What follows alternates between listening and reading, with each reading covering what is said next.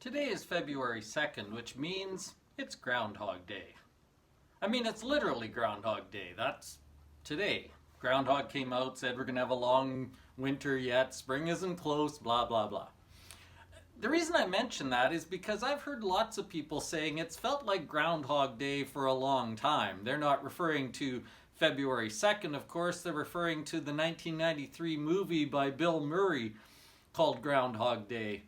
For those of you who've never seen it, basically the idea is that this guy wakes up and every day is exactly the same. It's the same day over and over. It's the same Groundhog Day over and over and over and over and over again. And a lot of people are feeling that way about their lives right now. In fact, Sarah and I were just having a discussion last night about how we're doing, and each of us sort of feel like every day feels kind of the same, every weekend feels the same, we're not doing anything new or interesting, we're not going anywhere. It's not bad, it's just repeating. It's just very repetitive. It feels like Groundhog Day. I was thinking a little bit about that as I was doing my morning reading today, and I was in the book of Matthew. Matthew 28 talks about the resurrection of Jesus, and I saw something in there that I think might be useful for me today, maybe for you. It says in Matthew 28 that the women went out to the tomb to see Jesus and do the preparation for his burial that they were unable to do before the Sabbath came, and so they had to wait till Sunday morning. And when they get there, they find that the stone is rolled away and Jesus has been resurrected. There's an angel at the tomb, and he says this to them.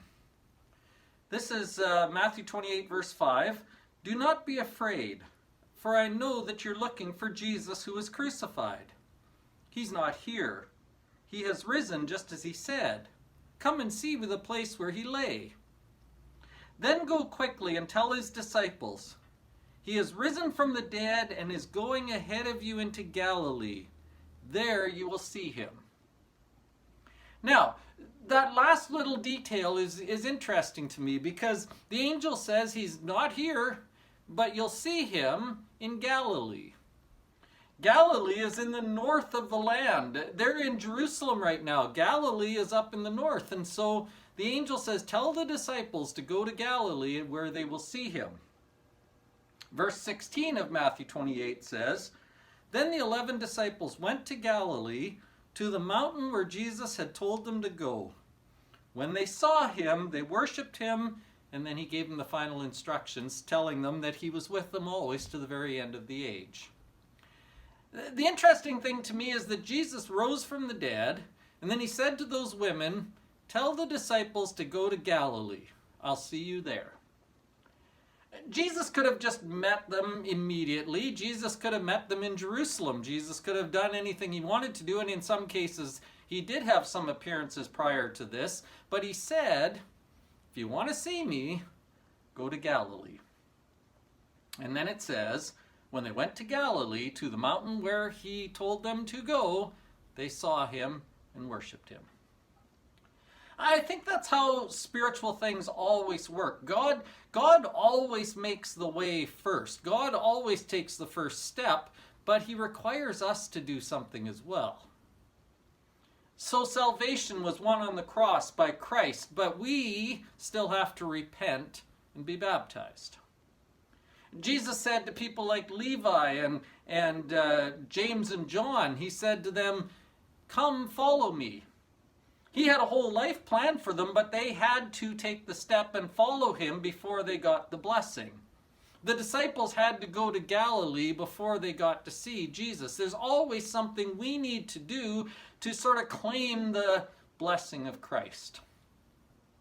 And so on a day, in a month, in a winter, that sort of feels like Groundhog Day to me. That sort of feels like it's just the same old thing day after day. I go to bed, I get up, I go to work, I go home, I go to bed, I get up, I go to work, I go home, all that sort of stuff. This is a good reminder to me that I need to keep taking the first steps that I need to take. I need to be claiming the blessings by doing the things I can do. There are lots of good things out there yet, but if I sit and do nothing, if I don't go to Galilee, I won't get them. If I don't get up and follow Jesus, I won't receive the blessing. So today, can you get up? Can you follow Jesus? Can you do the thing you can do to get the blessing that's already there? In other words, can you call someone? Can you email someone? Can you talk to your neighbor as you walk down the street? Can you notice the people around you? Can you look for the beauty? Can you take the first step that you need to take? Because when you look around, not every day is exactly the same. There are lots of blessings to be found. We have two choices. We can either sit back and do nothing and say nothing good is happening, or we can take our step, do what we can do, and see what blessings God gives to us. He told his disciples, meet me in Galilee, and they did. And they saw something they never would have believed otherwise.